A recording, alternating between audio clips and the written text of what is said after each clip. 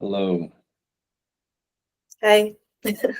Can you briefly explain or describe who you are?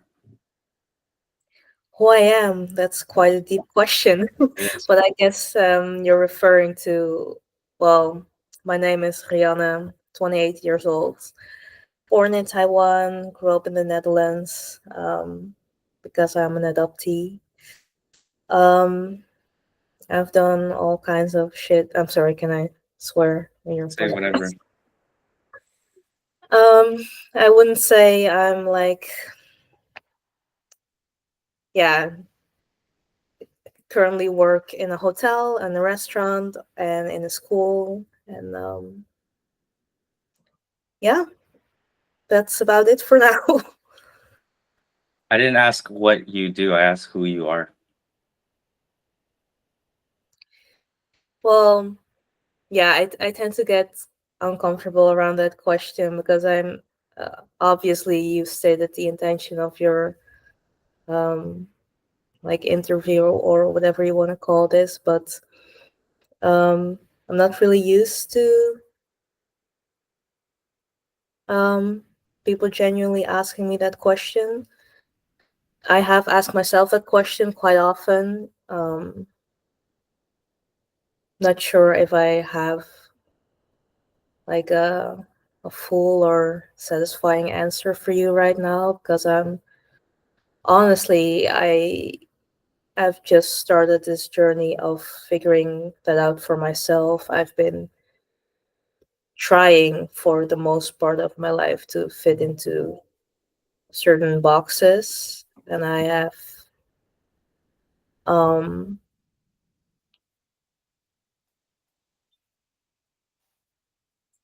like I either try to categorize it in whether in maybe it's like what I do or where I'm from or what people expect of me or what I like or what I'm supposed to like. Um, but the a recurring theme in my life is going back to my roots, and I've recently relocated to Taiwan. So um, yeah, that's kind of what I mean by trying to figure it out for myself right now. I'm trying to figure that out without like the constraints of trying to fit into a box for my family or expectations or whatever really. What? How would you describe what it means to be Taiwanese?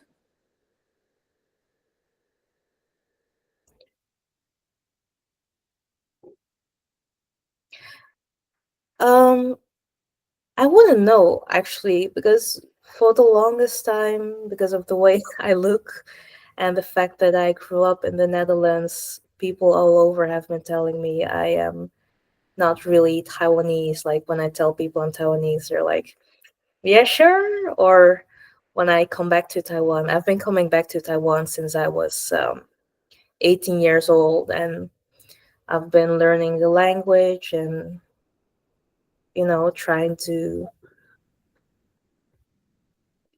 um, like be part of my Taiwanese family and the culture and all that. Um, and I feel in a way I've been trying to prove that I am Taiwanese.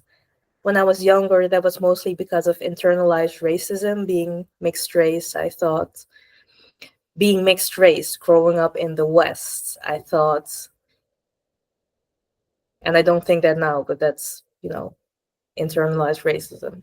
Being Asian was slightly better than being African. Like, you're going to be discriminated for either one of those. But I was like, okay, at least I'm Asian. And then I went to Asia and people were still like, nah, you're not Asian. And then I learned Mandarin and people, including my mom, are still like, nah, this isn't really where you belong. Um, so recently, actually, I stopped trying to prove this so badly and I realized like I literally am Taiwanese. That's all it takes, right? It's just like you. It doesn't really matter where you grew up. Like people that are born and raised in Taiwan are also like diverse. Not everybody adheres to this certain stereotype or whatever it means to be Taiwanese. And even though I might be even further um, from like the standards, I'm still Taiwanese because I'm literally was born here. My biological mom is Taiwanese, and all the things that came after don't really matter. Um, yeah, and I'm trying to settle here, not because I'm trying to prove that I'm Taiwanese, but just because I like being here. I like this country. I like many things about Taiwan, really. Yeah. So what would you say is what does it mean to be Taiwanese if it's not tied to like ethnicity? Let's say if people who of all kinds of backgrounds could be Taiwanese if they felt it. What is that thing? What is that identity? What does it mean to be Taiwanese? Because if you feel that you identify with it, it's got to mean something, right? I mean, it's a feeling, but how would you express it, verbalize it? Yeah, I mean, that's where my problem is. Like, how do you verbalize this complicated identity issue? But my bottom line is that on the one side, on one hand, maybe it's not that deep. It doesn't really mean anything more than my place of birth, my passport, and all that. And on the other hand, it's like almost impossible to verbalize because I've been trying to come up with these reasons or trying to come up with this explanation why I feel so connected to this country, or is it my tendencies or behaviors or preferences? I don't think it's necessarily either one of those. It's just a feeling, I guess, a feeling of belonging. Um, yeah, that's. I don't think I can do any better than that. Maybe I'm still trying to figure that out for myself, but I'm trying to focus a little bit less on that right now. On the identity piece? No, what it trying to focus less on what it means to be Taiwanese, because that's what got me trying to prove that I am Taiwanese. Hmm. I mean, do you have any? I know. I'm sorry. I don't know if I'm allowed or supposed to ask you questions back, but I know you have a complicated identity and like relation to Taiwan as well, being American born Taiwanese. Or do you have any any answer to that question? What it means to be Taiwanese for you? For me, I would say that part of it lies in responsibility and what like as an example, if China were to attack Taiwan, what would you do? Like if you're Taiwanese or you consider that, you probably feel some kind of responsibility. Maybe not to fight, maybe just to like be a medic or whatever, or I don't know. But like you would, there's like a sense of responsibility that an individual might feel. Whereas if they're just like, oh well, then I'm just gonna peace out of here.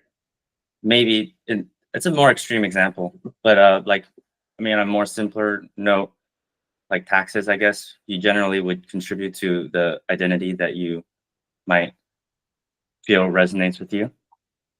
And that's another example. But in general, it's like some kind of responsibility. I think that's what it's rooted in. I think another idea is like what's interesting to me is, you know, I guess in the past, how I understand it is that the identity of being Taiwanese was more tied to like a certain ethnicity or being like migrating from China, etc., like your mother, as an example. But I kind of am perceiving this evolving idea that it's kind of becoming like the US was, where it's not about where you come from. There's like a set of values and ideals that make you American. It's like, you know, it's more than just your race in the US. And I guess a lot of Western countries are kind of like that. And I guess that's what I'm maybe observing happening to in Taiwan, where someone who's of any race, who's not even half like you, but like could be just white, could at some point identify as Taiwanese. And so there, Really? yeah, I'm quite interested in how that would manifest, really, because the things you're describing, I mean, values for sure. Um, but some of these things sound like political. Like I'm just thinking about the white person example. Like, how long do you have to be there, and what values or whatever you have to pick up to identify as Taiwanese. Um, I haven't really thought of it like that, to be honest. Um, yeah, that is interesting. Mm, I mean, I yeah. think just like, go ahead. No, I'm sorry. I'm thinking about this in real time now, because part of me is still like trying to figure out, like, to other people, like maybe people that are born and raised here and have a better understanding of the culture and the very real threats where you would have to actually make a stance, like, I am Taiwanese, so I am gonna, the China example you gave. Mm, but I do have to admit that up until now, that hasn't, like, played a practical part in my life right now. I haven't had to say or do anything like that, I would say, except for, like, for me it's like common sense, like, okay, I live here, I pay taxes, like, I contribute to this system. It's But I haven't really thought beyond that, like, what that means or what that says about me, um exercising my rights as a Taiwanese, or displaying my stance towards this country, or yeah. Displaying your stance. Didn't understand that part. Like, I mean, obviously, um no, I don't mean like my stance, but like my, I don't know, some type of feeling towards this country. Obviously, if it came to a political kind of thing, yes, I would identify as Taiwanese.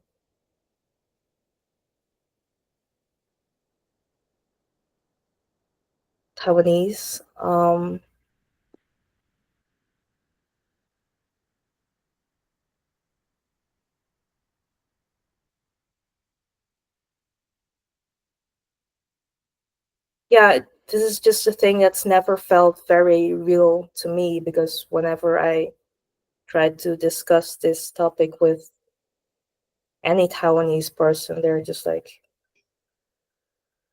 yeah, like most people, most conversations that I have with Taiwanese people about being Taiwanese are kind of like dismissive and see it like as like the thing I just described, like, you just are, nobody really thinks of it.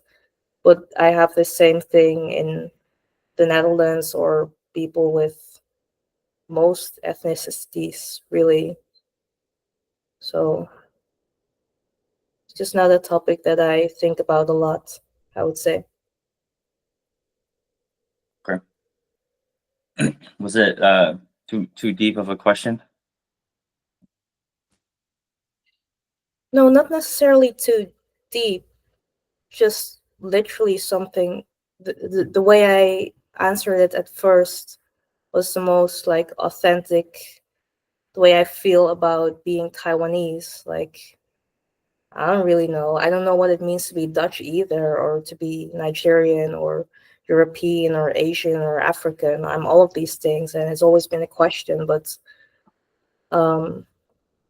so I ask you to kind of, but also because I'm interested in how you feel about it, but also to clarify maybe what you meant. And after that, I realized, oh, I literally haven't thought of it like that. I've been focused more on like the day-to-day stuff and feelings, I guess. Yeah. Yeah, because for me, growing up, I guess I felt more American. And then I've kind of experienced as I've grown this kind of shift to gradually identifying more with being Taiwanese. And so through that process, then it leads me to wonder, like, what does that mean, right? And what is that shift, and what does it mean to identify as a certain nationality? That's why I came to what I said. Mm. Um, and then also like talking to another guy who's lived here for 10 years, and in a sense, well, he's white, and he doesn't have like parents from here, either parent, but he feels like as an outsider, and sometimes he gets offended when locals, treat him as an outsider. And we were just discussing like what would it take for him to believe that he's Taiwanese, regardless of how people treat him. And this whole question of the Taiwanese identity, especially when as people who look less like ethnically that way are starting to identify more and more with being Taiwanese, it's like, okay, I can see this identity expanding. And it reminds me of Western countries where it's beyond like race or ethnicity, which for a long time in the East, it was more just like what you look like, or where your ancestors were from. Yeah. Yeah. So it's an interesting topic. I do believe that it's kind of like the American dream. I can only reference America because I don't know that much about Europe. It's like anybody can come here and make it, in a sense, to Taiwan, let's say. Mm. And yes, it's kind of like the Taiwanese dream. Uh, I also do attribute it to,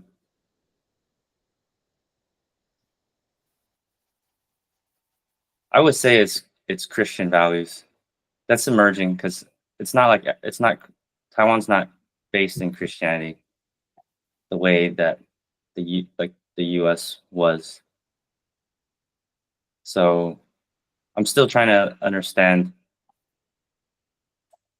the where the roots of the values come from. Like if it's Confucianism, there's a lot of overlap.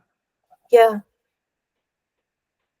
I mean, it's interesting that you mention it because the other day, right now, I'm staying at the adoption facility, and it's a Catholic, a Mm. Catholic institution, I would say. And I have very good relations with the people here, and even though I would consider myself agnostic,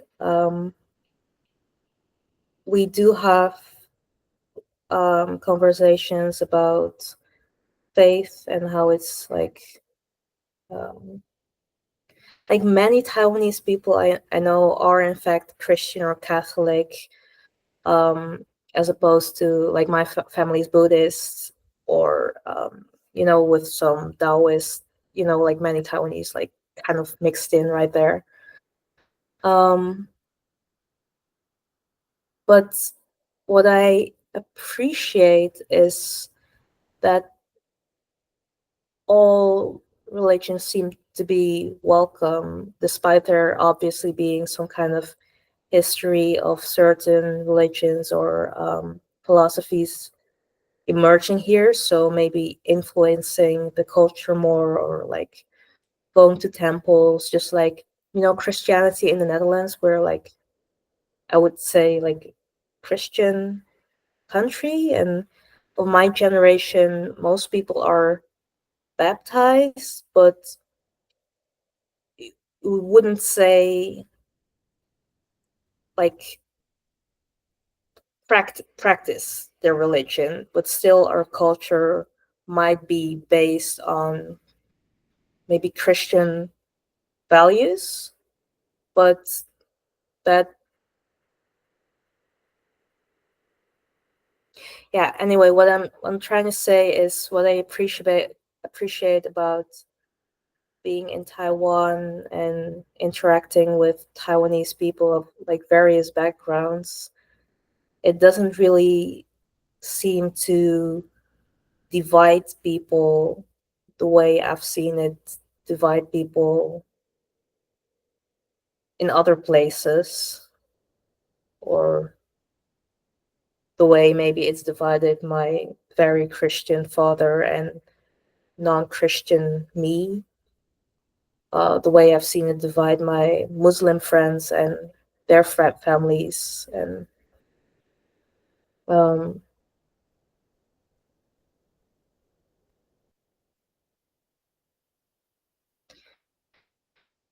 yeah, that's, sorry, I keep repeating that stuff. It's just one of the things that I appreciate about Taiwan. It doesn't really seem to matter all that much. Maybe if you like study this country from like an anthropological point of view, you might conclude, oh, there's more Taoist and Buddhist influences, for example. I don't know. But in practice, I've never experienced that being an issue for anyone. But then again, I haven't spent that much time in my life here. It's I mean, I am speaking on it now, but I wouldn't say I'm like the most suitable person to actually speak on Taiwanese matters. But I guess that's just a complicated story if you're adopted and trying to find your roots in a country that you didn't grow up in. Maybe I'm trying to like fast track it, fast forward it, while maybe your white friend might in fact be more Taiwanese than me at this point, if you would consider it like that. Yeah, I think you why it's interesting to me is because of that adoption process and being half like biologically Taiwanese. Uh, and yeah, I mean, you might not be thinking about it or studying it a lot, but it's experiential, right? Like you're experiencing that journey of finding your roots and what that means. And maybe there's, like we talked about in person, probably a lot of people in that boat, right? Adoptees who are either haven't visited Taiwan or already here, who don't know what that means, like verbally, even though they're experiencing this kind of not confusion, but like this changing identity, grappling with meeting their part of their family, like that is here, and all of that mess, not mess as in a bad way, but all of that, like, It is confusing. It is yeah, confusion, and it is a mess, and you're allowed to call it what it is. yeah. It's a mess. But I don't mean it in a derogatory way. I Like, know. just it's part of life, and I think that's a really unique story. So that's why I was curious about it, and I'm curious, like, and I know we talk a little bit about it. But well, what's your 5 year vision for that? When it comes to identity and Just stuff, your or life. like Just your life. my life. Yeah. It's definitely the wrong timing to ask me this question. 5 year vision. Why is it the wrong timing to ask you?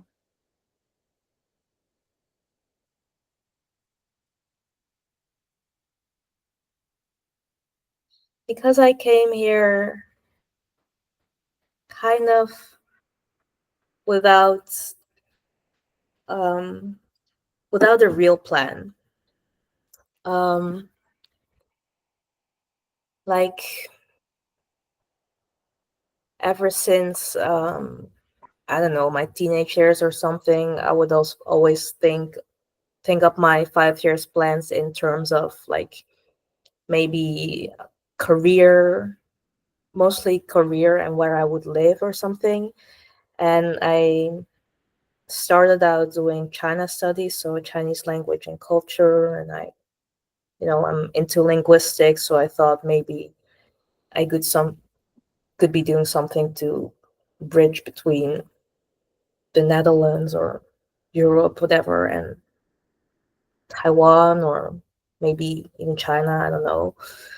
And then I got really into software developing simply because I like programming and I thought like, oh, that would give me the freedom to, travel and settle wherever I want, Taiwan, and still make a good living.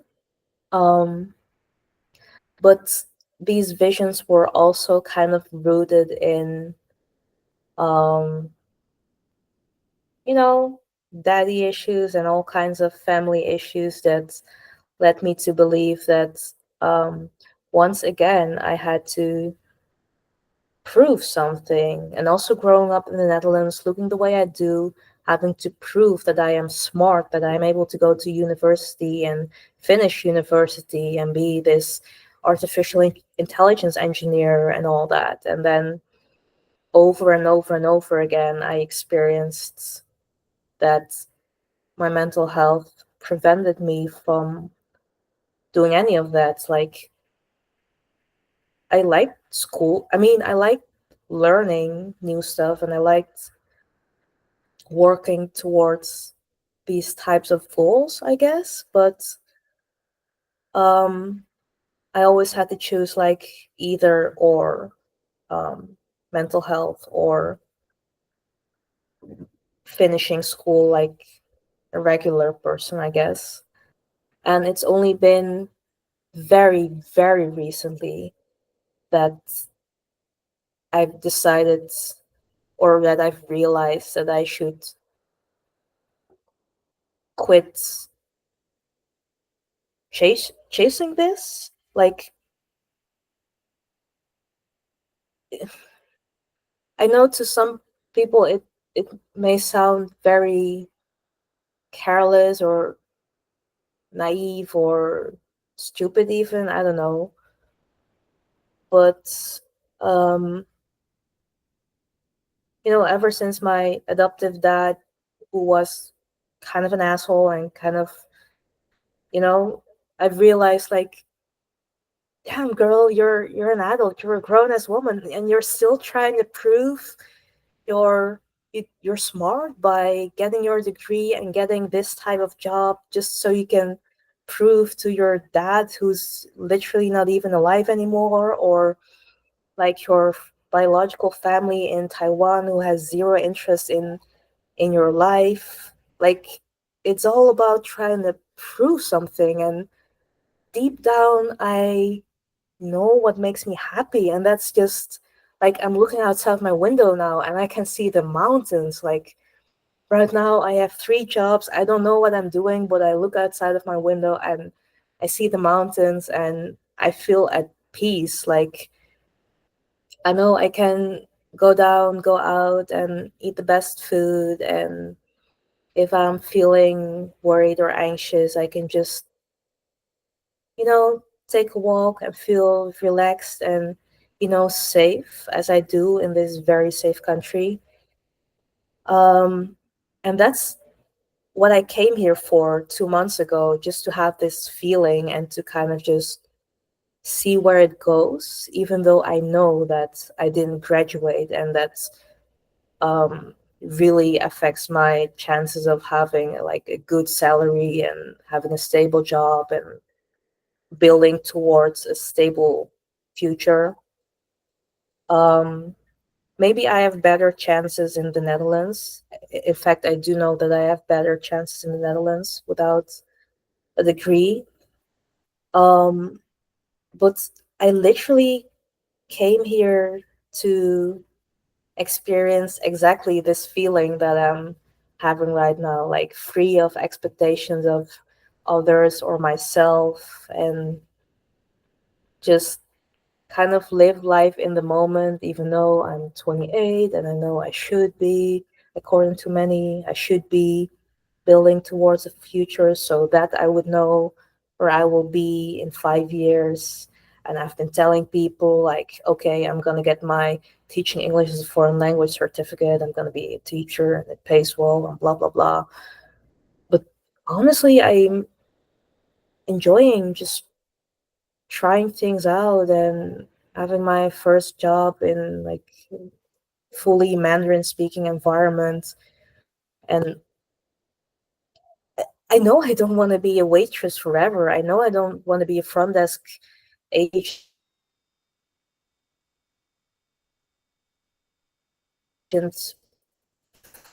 forever. Maybe this question, I'm really just like, all right, I guess I have these 3 jobs now. We'll see where it goes. We'll see if I can even make it here in Taiwan, or I have to go back to the Netherlands for like bureaucratic reasons, or I, I genuinely don't know. In 5 years, I hope I will still be here and maybe have some kind of stability, or I will be here again. The ideal would be like a remote job in software engineering where I can just, go back and forth between the place that I'm used to and the place that I'm trying to get used to. But in reality, I've literally no clue. I don't know what I'm doing, if I'm being honest, and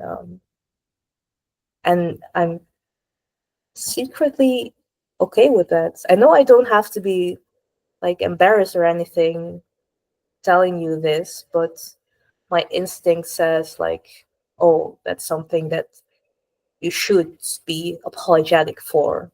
But I have no clue where I will be in 5 years. That's a very elaborate answer, but that's my answer, and that's why it's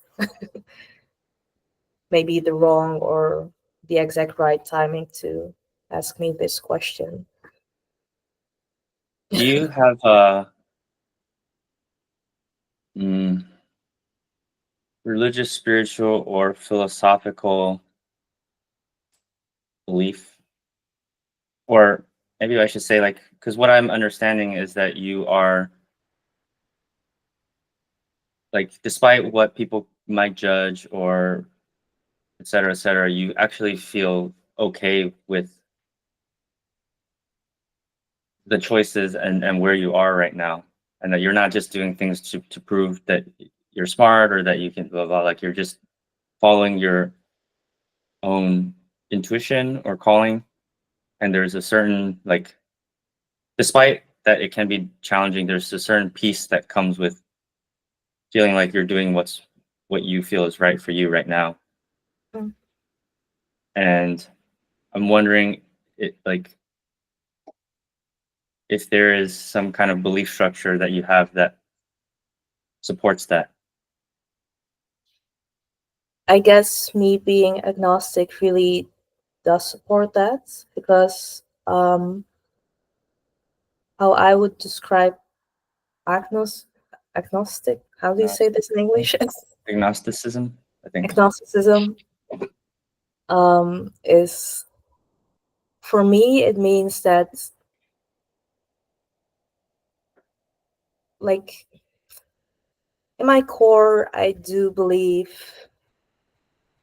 I'm not an atheist. I do believe there's, or I want to believe that there must be something. There must be something more than this, more than we can observe with the eye, right? And growing up, I've been exposed to like many different religions, mostly Christianity, Islam, and maybe you could say Buddhism. And I chose to kind of learn about many religions, just learn about, not really to see if I could practice them, but just because I'm curious about these, about what other people think or believe might be, might hold the answers. But for me, the answer is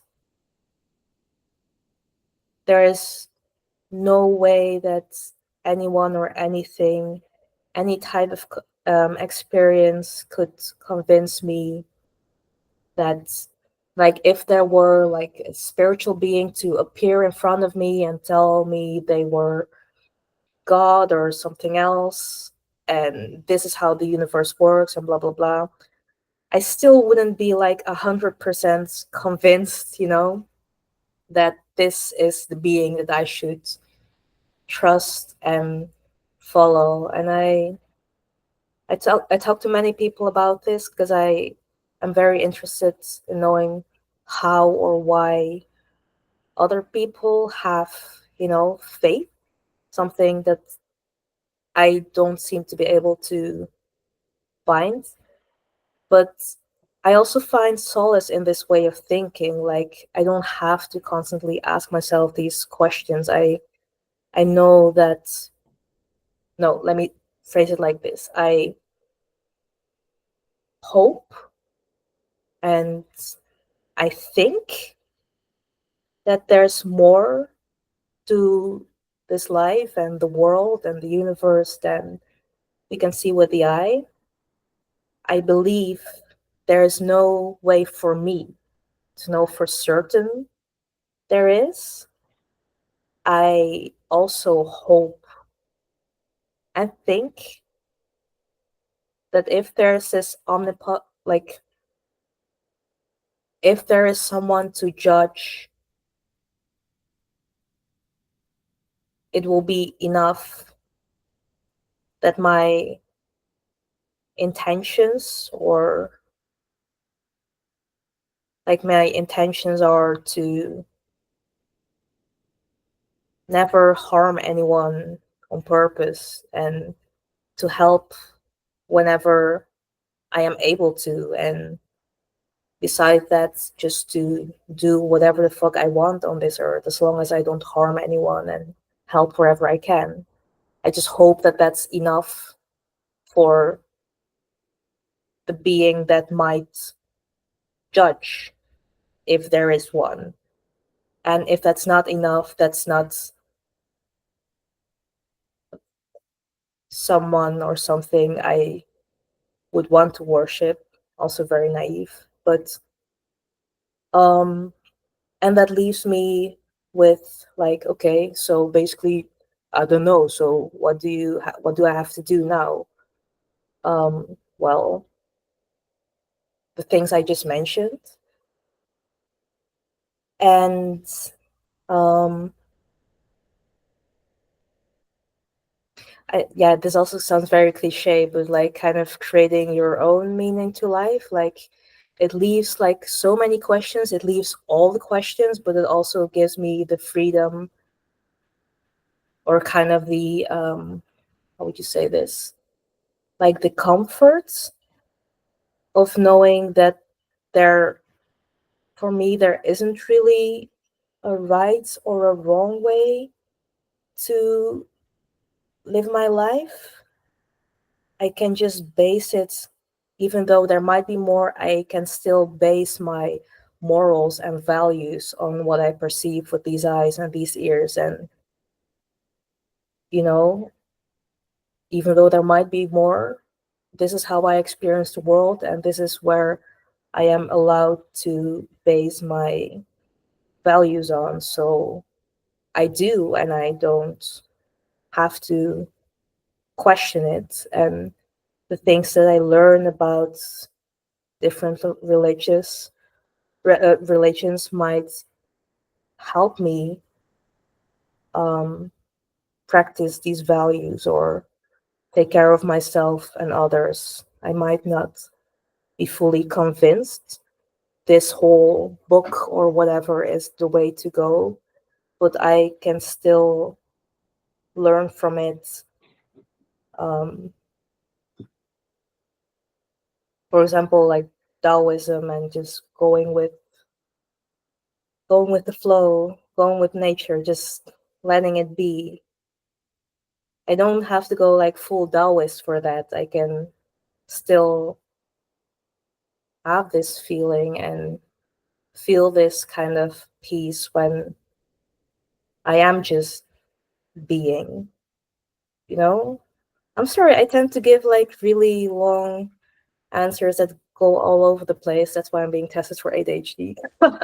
But yeah, I appreciate you asking me this kind of question, because I do have these kind of conversations in my head, but I don't get to verbalize them very often. What would you say has been your most painful memory or experience in your life?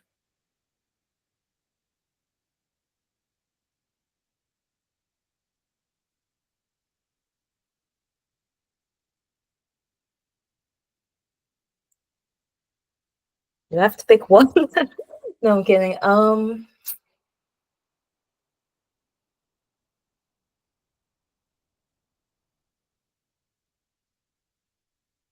I think, okay, I'm gonna mention two. One of them is very specific. Um, my like adoptive dad, I told you, he was kind of an asshole, and it was more in the realm of like emotional abuse of like at 13 years old, I had to be this therapist one day, and he would just like yell at me or like break my shit for no reason the other day. Um, but maybe when I was 17 years old, and I asked him kind of a simple request. I asked him for my savings. Um, and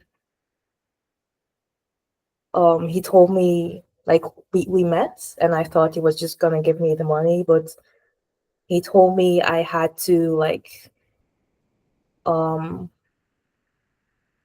accomplish something first. Well, he did give me the money, but it was kind of this condescending smile, or would laugh at me or something, and told me I had to accomplish something first. I was 17 years old, and I kind of went crazy. I started crying and yelling like, I hate you. And he just kind of like grabbed me by my throat and threatened me like, if you touch me one more time, it's over. Like, I didn't touch him, but like up until then, all of it had been emotional. But like the first time and the last time I saw him as well, like that, like to feel that he was actually capable of that. When before my parents divorced, I was kind of a daddy's girl. When I was little, I was a daddy's girl, but and I, ran home crying to my brother and my stepdad, and they've been great, but I kind of did change after that. And in a way, you could say like this relationship stopped, and like, okay, maybe I should be done with it now. But in another sense, it kind of started a whole shit show of other things and beliefs about myself, and you know all that. So that was quite painful. And the other thing is not like one experience, but I would say it's just realizing lately that over the past few years, that despite all my efforts to understand my biological mom, my biological family, my culture, Taiwan, and trying to be Taiwanese and all that, um, learning that my biological mom actually isn't that happy that I'm here in the same country or planet. Sometimes I'm not sure, but like, so every time she kind of lets me know that, and I mean, she's mentally ill, she's not just saying that, but every time she speaks these type of words where she kind of implies that she would rather not have me here in Taiwan, and she's not that interested in how I live back in the Netherlands either. She kind of just assumes everything's fine back there. Mm, that's quite painful as well. That's that core wound of rejection that many adoptees have. Some of us have it, growing up and not knowing your biological family and all that, like being rejected. Why was I given away as a baby? And I didn't necessarily have that. I felt mostly rejected by my adoptive dad. But me actually feeling rejected by my biological family or mom, I would say, has been something more recent, actually, after meeting her and getting to know her and all that. I didn't feel that as a child. I've been feeling that as an adult lately. Yeah. Hmm. So yeah, it's my top two.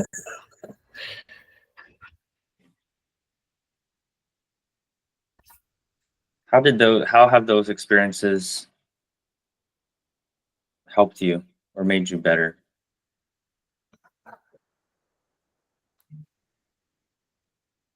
They kind of set me free. Um, because of all the things I described earlier. Most of my life I've been trying to prove shit to people that don't even care, and slowly coming to realize that that is the case has simply set me free and has allowed me to start living my life the way that I want it. Yeah.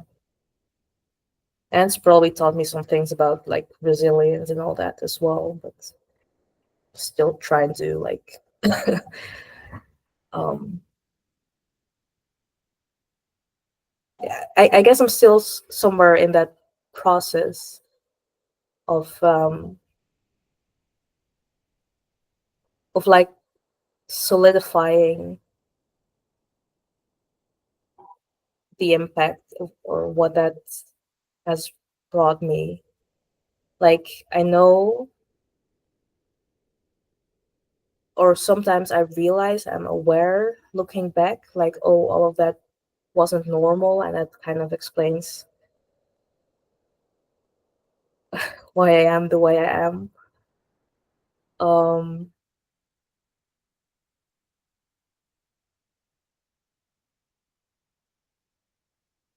but also like the good parts, like the empathy part, and like knowing how to help others going through similar things, and listening and trying, emphasis on trying not to be like these parents. Mm,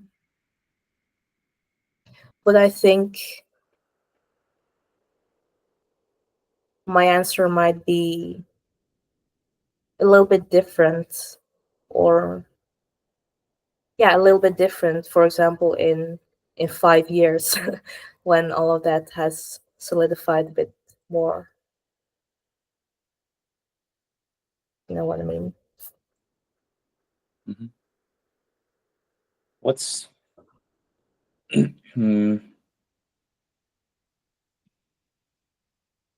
maybe you've mentioned it already, but what is the something about what you've observed in Christianity or people who practice it? Uh, what do you disagree with most?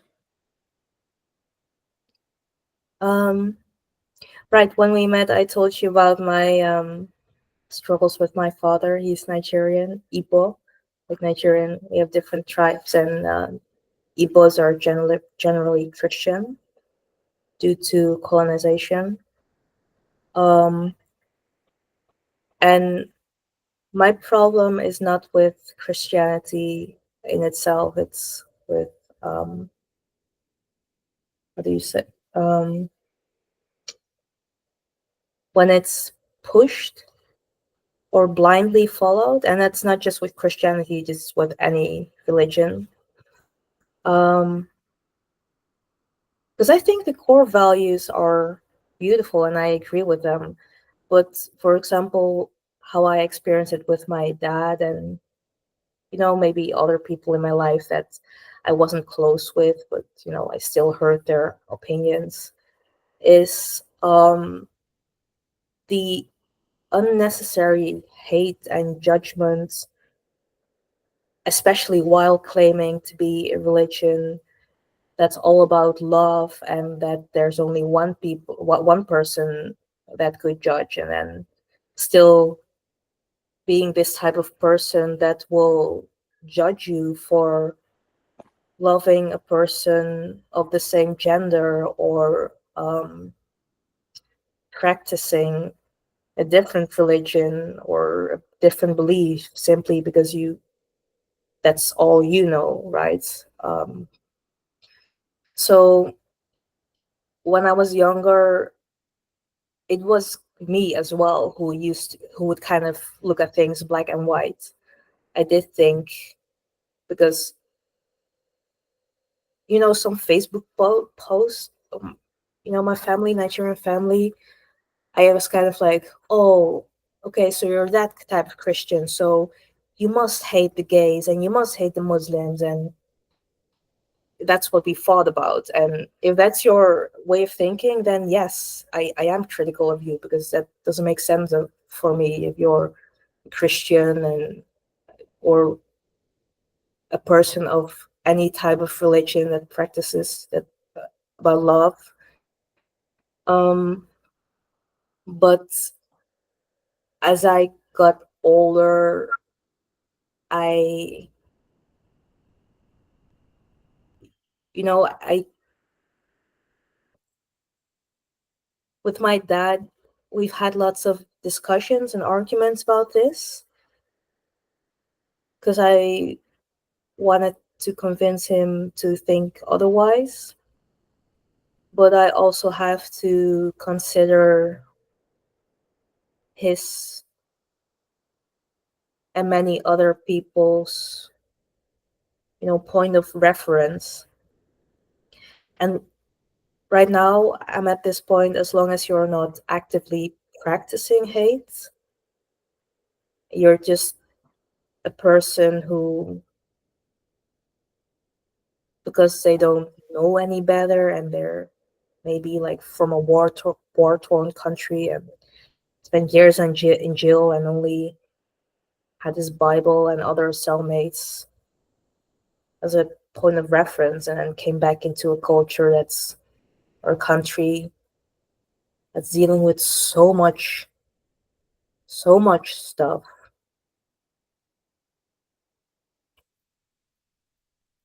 then I can, have peace with the fact that maybe my dad couldn't understand that I might end up with a woman being bisexual, or he had his doubts when I was engaged to a person who was from a Muslim family,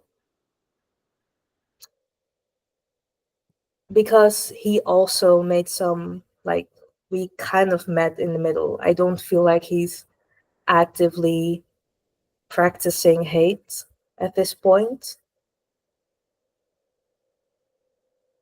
It saddens me that he's not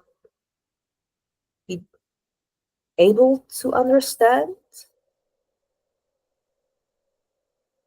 But yeah, and sorry, to come back to your question, I involve my dad because, that's my dad and he loves me and daddy issues and blah blah blah. But when it comes to like Christianity or religion in general, I do tend to be, I guess, less tolerant. If I think you might be practicing hate, I'm like, okay, I'm not even going to argue with you. Just, I'm not going to engage with you. I don't want anything to do with you. It's just because it's my dad who has these beliefs that I've been trying to understand more. But no, also like you mentioned, it's not necessarily, it's definitely, in my experience, not every Christian or Muslim or whatever who thinks like this. But the people that do think like this do tend to use their religion as an excuse or like an explanation for why they think like this, or they reference something in the Bible or the Quran, or yeah.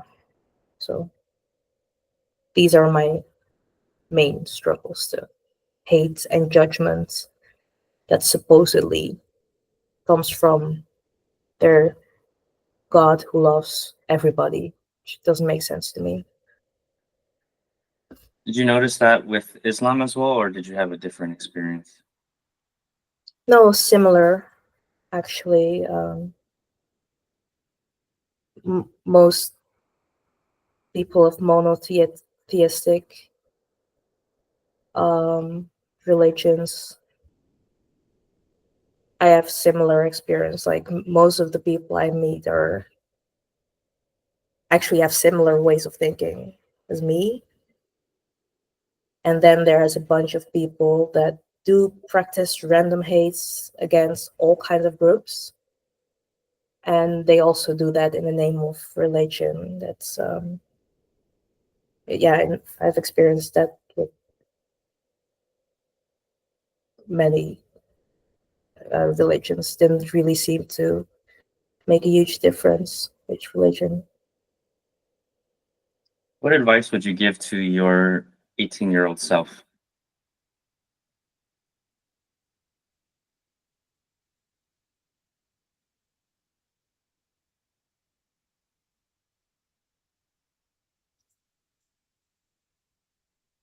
Like,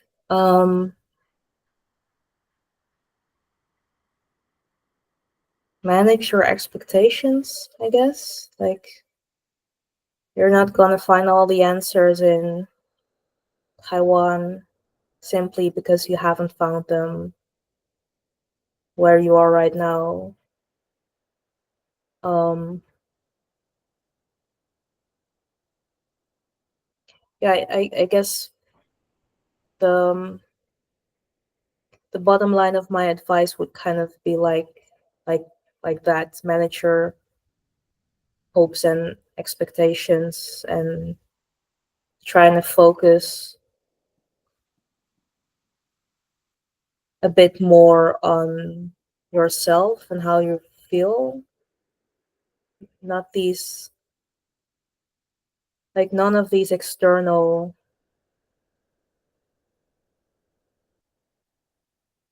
this external validation isn't gonna bring you peace or answers. Your parents aren't gonna be able to give that to you. Your country of birth isn't gonna be able to give that to you either.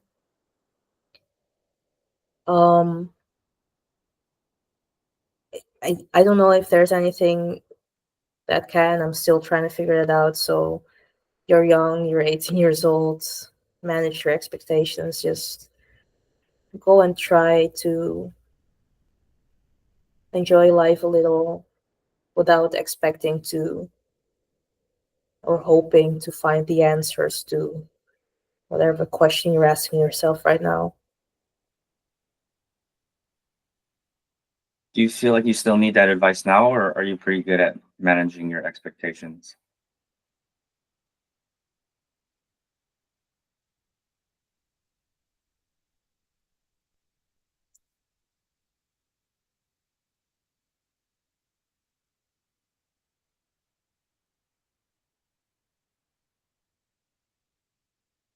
I'm a lot better at it um, because this is something I know now, but that simply, yeah, it's something that I know now and that helps a lot. But that doesn't mean that I'm not still affected by maybe old beliefs about needing this validation from my biological mother or father, or just validation in general. It's easier to kind of center and kind of get back to like, oh no, that's not what matters. Like, we're focusing on me now. So I wouldn't say I still need this specific advice, but I am still learning to actually um, practice it. Yeah. If you could only gift one book for the rest of your life, which book would that be?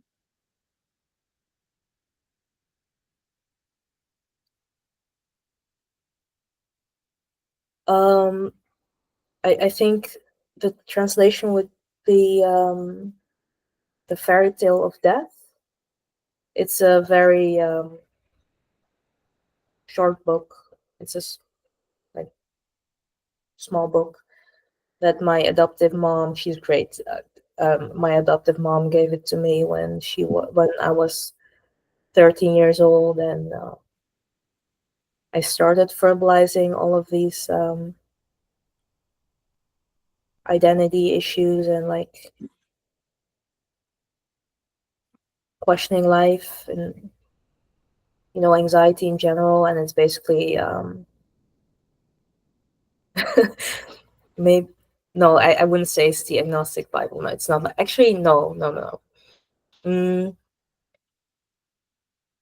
but I feel like it's a book that's accessible regardless of your beliefs, because it doesn't specify like, oh, we're talking about like heaven or something else, but it's about this they call it a little soul who's kind of making their way back down to earth for the first time, and up there, or in the realm that this soul lives, they're kind of being prepared like, okay, so you're gonna go to earth, but you're gonna forget everything from here, from where you're truly from, and you're gonna have to pick a lesson.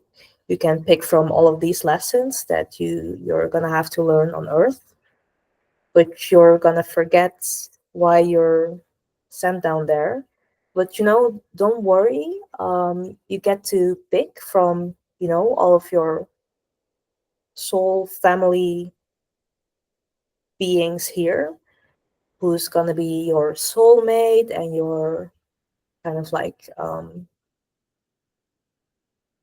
enemy, or like the person that's gonna like give you a hard time. And but don't worry, that's all us. We're just gonna accompany you on your first trip down to earth, where you get to be a human and you get to learn this lesson, and just try and make your way back here. You'll get back here eventually, and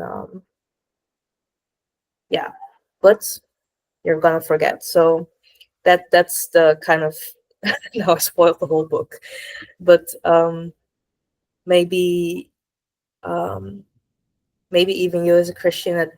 Sorry, I kind of you're a Christian, right? I kind of assumed. Uh, Um, it depends on how you define it. I don't like, I guess the mainstream Christianity, they accept Jesus as their like Lord and Savior. I think that part I and then they kind of judge everyone who doesn't believe that. So I don't necessarily believe that, which is I think it's more like symbolic and psychological than it is like literal. And that seems to be the core belief of Christianity. So at least modern Christianity. So in that sense, I can't say that I'm that. But in terms of believing in God or Christ as a consciousness, um, those parts I do believe. I'm sorry, I didn't even ask before. I kind of just assumed, but that's good to know. It's interesting to know actually. But I was gonna say that, like, even for you, what you believe, or I feel like this is very universal. Like, if you take it as a metaphor, you can kind of universally relate depending on how you interpret this. That they are the story is very literal. This soul is coming from a place and going to earth, but depending on how you interpret it, I feel like it's a story where many of us, Christians, sort of Christians, Muslims, sort of Muslims, and atheists, and more, all can find some type of solace in when things get hard in life. And maybe that's my agnostic mindset, but for me, I really do find comfort in knowing or feeling or thinking that you don't have to know or understand what's going on, and you're just probably just trying to learn a lesson, whether that's for the after life or for this life. You're kind of just trying and learning, and you're surrounded by, even though it may not always be obvious, you are still surrounded by people that love you in a sense. Like, and I know that comes from a privileged place, having actual people that love me, and I know enough people that haven't been as lucky as me, that have kind of been forsaken by their whole family and don't have a lot of friends and all that, but they're still, for example, I know that I care about them. I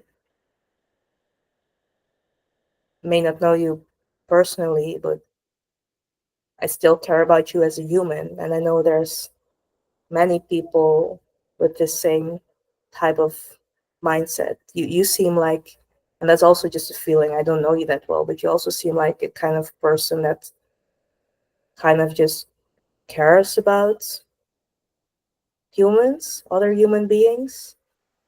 And yeah, I'm sorry, this is still about the book. I think it's just a, a good reminder, in a sense. Like, we're here to learn a lesson, and we're surrounded by people that put would and are willing to help and support us, even though that may not always be obvious. Or at least that's what I like to believe. That's why I like the book. It helped me when I was a rebellious teenager, so I feel like it could if I were to give the book to anyone, um, probably be this one, because I feel it's like universally um, understandable, I guess. If you don't mind me asking, it's a change in topic, but can you speak a little bit about your experience with being bisexual? Um, I don't mind you asking, by the way, but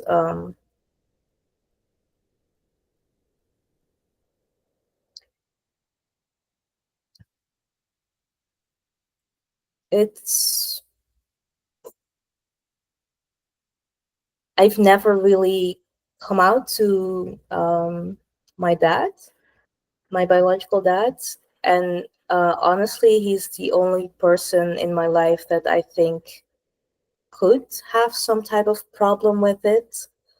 Um, Most of my life, I've been like a serial monogamist and been in all kind of long-term relationships with men ever since I was 15 years old. I'm like finally single for a few months now, and that's um, actually good for me and my mental health.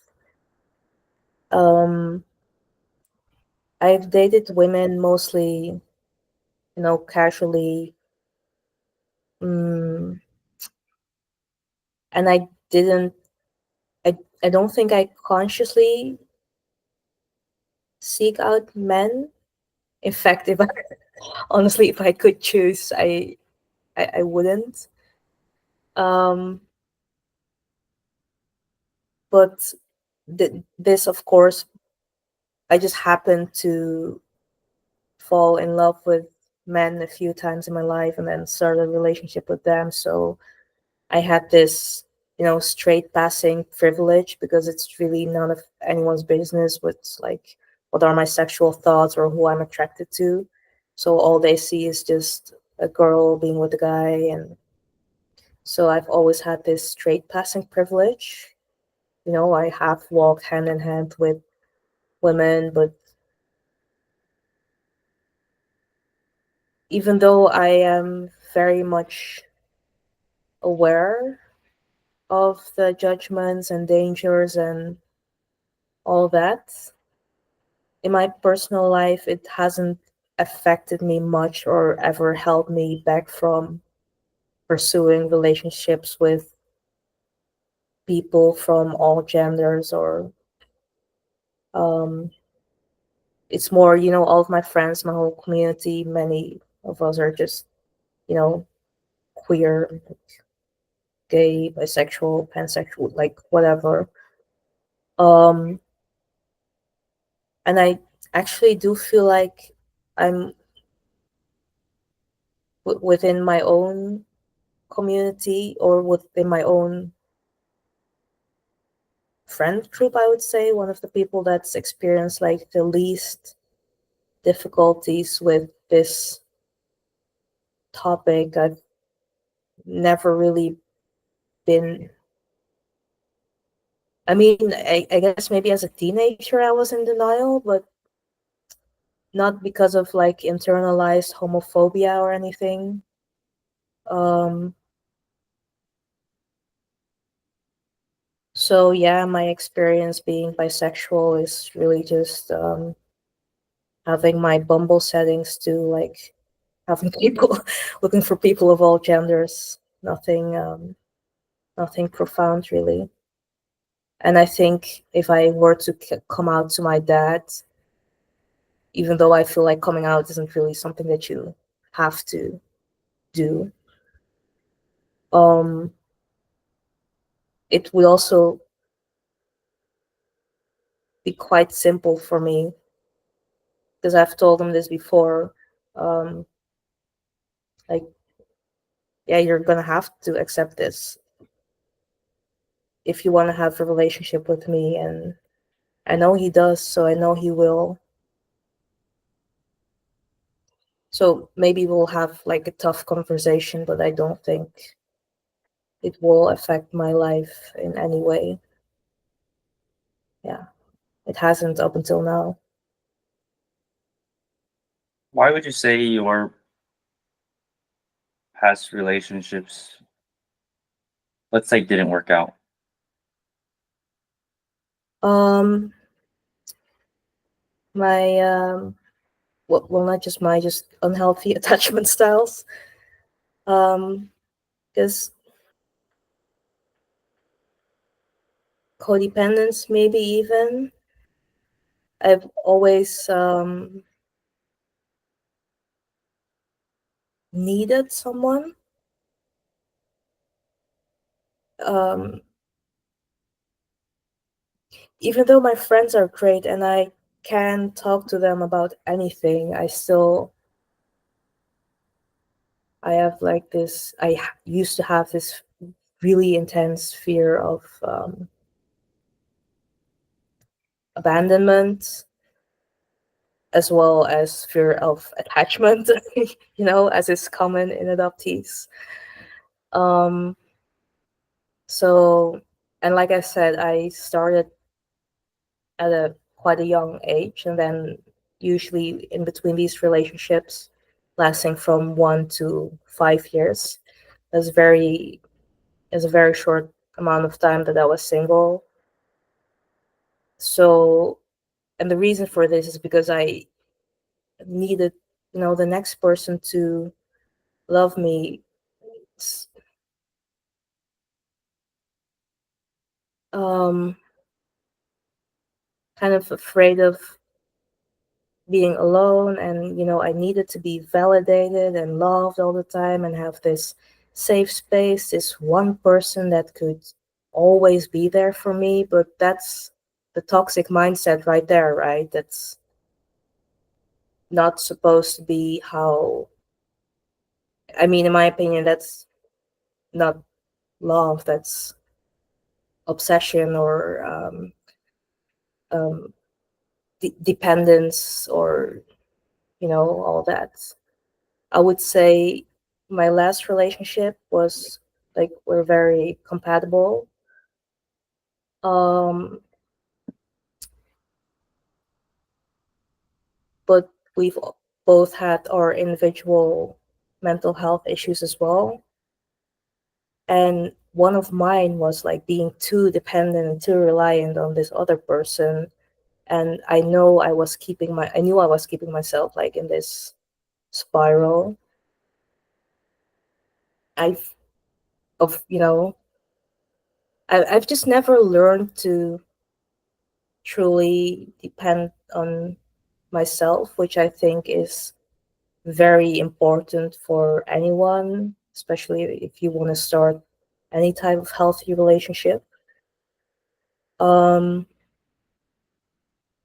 and of course, all of my relationship had some issue here or there, but I feel like the core thing has always been me needing the other person too much, despite maybe not being compatible with them, or in the case of my last relationship, just simply not being ready, or not being able to love or depend on myself first. um so yeah, and ever since, this is literally the longest I've been single, since I was 15 years old. It's been, I don't know, half a year now, and I have never experienced such tremendous it's because of you, it's because of your head. um, Such tremendous growth, as in the past 6 months, I would say. Like, even though I love this person very much, and I still do, I genuinely do feel it's better for me to finally be by myself and really not consider anyone else in the decisions I make, like moving across the world, or stuff like that. It makes all of my decisions and mistakes and